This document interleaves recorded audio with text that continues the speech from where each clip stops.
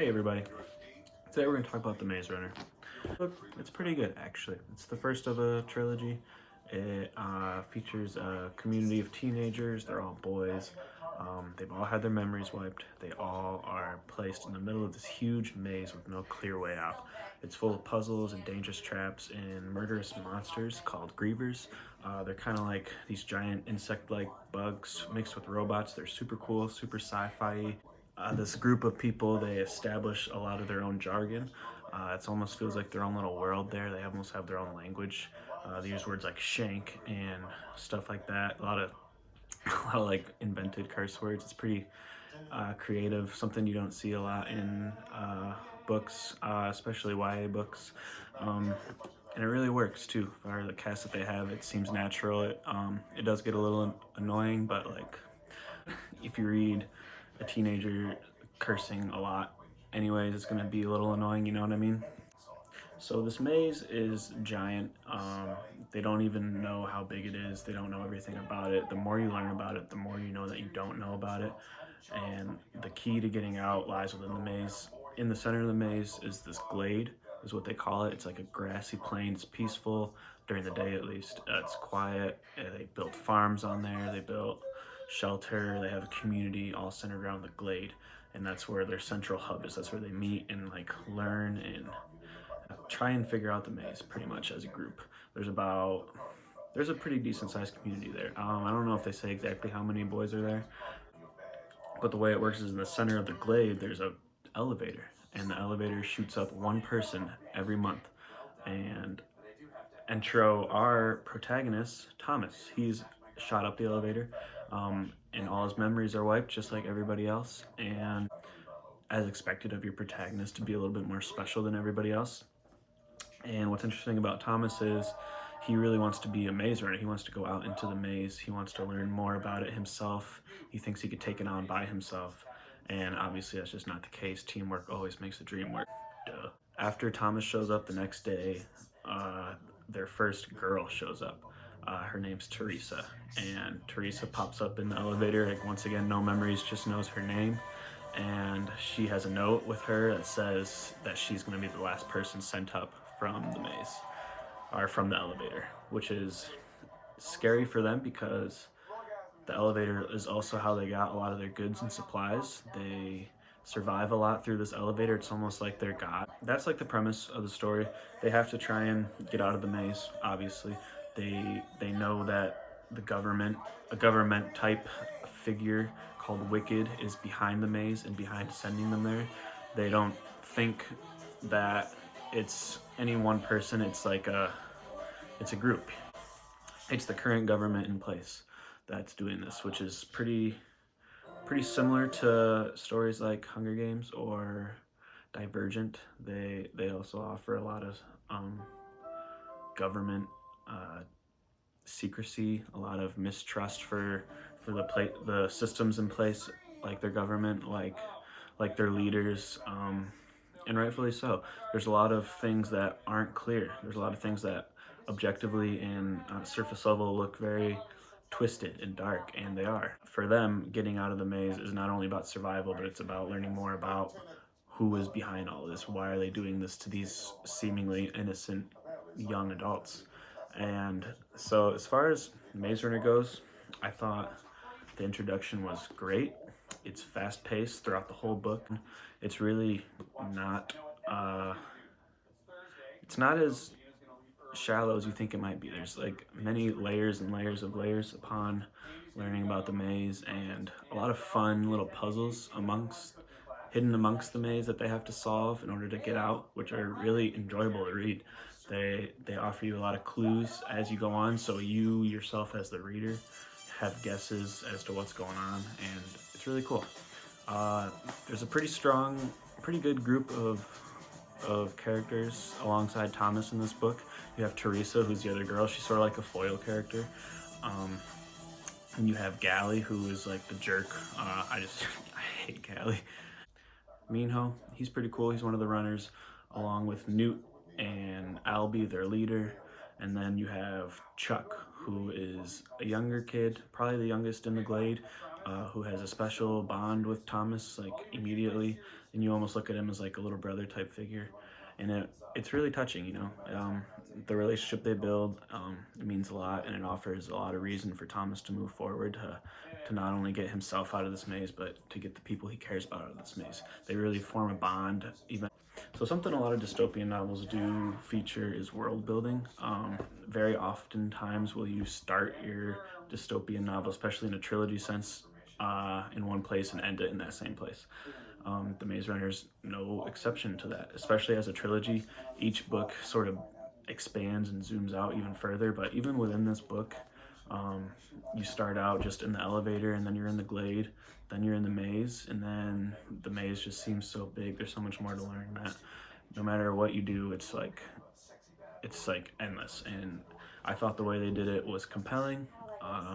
It felt real, it felt captivating, and the descriptions used throughout the book were very well written. It's written in third person point of view, unlike Hunger Games. Hunger Games is written in first person point of view, so we get to see inside of Katniss's mind a lot, which is pretty important for that story. I know a big flaw people say of Hunger Games is that Katniss herself doesn't evolve as a character throughout the story enough, and I think that's a difficult thing to pull off when you're inside the character's head, because sometimes changes don't happen all at once. They're pretty gradual, and Maze Runner is written in third person point of view, so a lot of times you see these changes happen and things are clear that they're different. You know what I mean? It's the narrator telling you what's different about the character.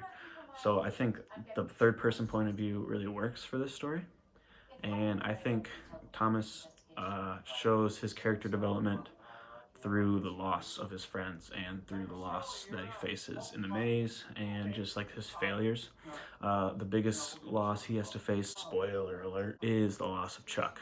Chuck dies at the end of the book. He's shot by Gally, who is being taken control of by the maze, by the people in charge of the maze. And it's a huge plot twist. I thought it was really thrilling. My jaw literally dropped. It was amazing. And yeah, Thomas seems to act more recklessly after that. He definitely falls into a depression immediately, but after that, especially in the next two books, The Scorched Trials and The Death Cure, he's willing to throw himself into whatever he needs to learn the answers that he has for all these questions. So I think as far as Maze Runner goes, they do a great job of developing a character through the writing, through the plot, and through everything that happens.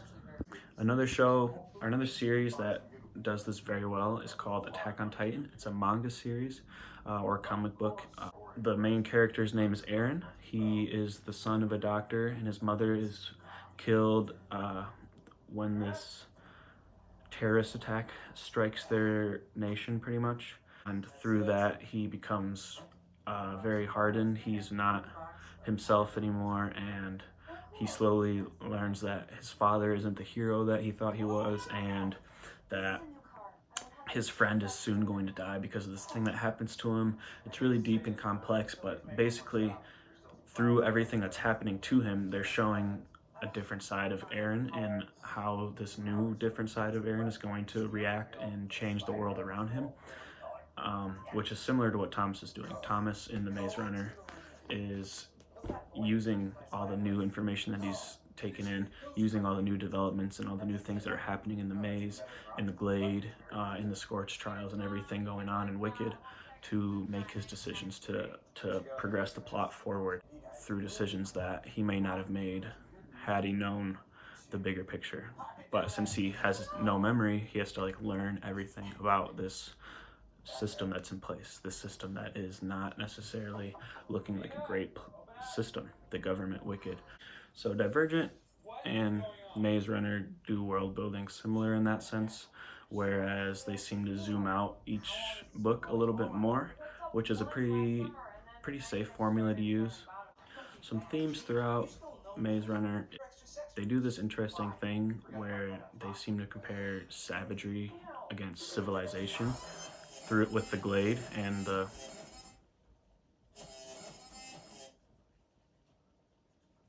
I should probably turn that off. one major theme is savagery versus civilization. This is shown in the scene where one of the runners, his name is Ben, he's bitten by one of the grievers who is in the maze. And when you're bitten or stung, basically you're gonna turn into like this monster. You're gonna turn into this mindless freak that's gonna attack everybody, and you're a danger to everybody else you could kill. Albie, the leader, rallies everybody together to basically throw Ben into the maze to be never seen again, basically send him off to his death. And this is interesting because it can be symbolic of like the death sentence and it being inhumane. It can be symbolic of just our civilization as a whole and how we treat people that are impacted the way that Ben are impacted, and how we can rally together as people to like combined make a decision to kill somebody, and how that's killing is the act of a savage, but you're acting within a civilization to do this act. So it's a fine line, and Thomas feels weird about it. He doesn't like what's happening, and I think that's really interesting. Another big theme is bravery. Obviously all these kids are young. They're young adults, and they have to figure out how to get through this huge maze that's deadly, full of traps and monsters and a government that wants to kill them. So in the face of that, they really have to put on a brave face and work together to get through this. So why did this book succeed? I think personally, something that's in a lot of dystopian novels is test taking, which is something that a lot of young adults are subject to often, like weekly, monthly, sometimes daily. We're taking tests in school, college, applications, surveys. It's just a systematic thing that our society has to go through, especially for young adults. So the maze is one big test within itself that you learn towards the end of the book. And you could see Divergent is clearly one big test, and Hunger Games is one big test. And the stakes are very high, obviously. I think that's something that a lot of young readers can put themselves into that situation and identify with, that it's really hard to struggle through that, but it's also, yeah, it's just really hard to put yourself through that. Another reason, and I think the biggest reason, is that a lot of these dystopian novels are looked at as like a warning into the future. And when today's media is telling a lot of young adults that, hey, the future's not looking too great because of climate change, because of new technology, because of the government that's in place, people can recognize that. Young adults are not ignorant to any of this. And when they see this happening very clearly in dystopian young adult novels, it puts them in the shoes of the protagonist, because that's what's happening in the world around us. Maybe not clear, like this in this story, the sun is scorching the earth, and I mean, that might be happening pretty soon, but as of right now, today, like, the sun isn't scorching the earth that deadly. I don't know enough about climate change to say if it will or will not happen, but I do know the climate is not looking too good. So this story, The Maze Runner, being centered around a climate change apocalypse, it's interesting. It makes me want to read it. It makes me want to buy the whole series and learn more about it. And I think that's something a lot of young readers identify with. And they always have a protagonist that is young as well. Someone that has to face adversity, someone that's not necessarily born into a convenient situation. And that is also something that I think a lot of young readers identify with. And when you see your character that you're reading overcome adversity, when you see Katniss make it through the Hunger Games, when you see Triss survive what she went through, and when you see Thomas escape the maze finally, it gives readers hope. It gives them hope for the story. It gives them hope for their own personal lives. It's a good book. It has mystery, it has romance, it has everything you can need in a dystopian novel. And I think James Dashner is a phenomenal author. So that's my thoughts on The Maze Runner. Let me know what you think. And yeah, you should check it out as a series. You should check out Hunger Games. You should check out Divergent. And if you haven't checked out any manga before, Attack on Titan is phenomenal. I highly recommend it. So peace, thanks for watching, and bye-bye.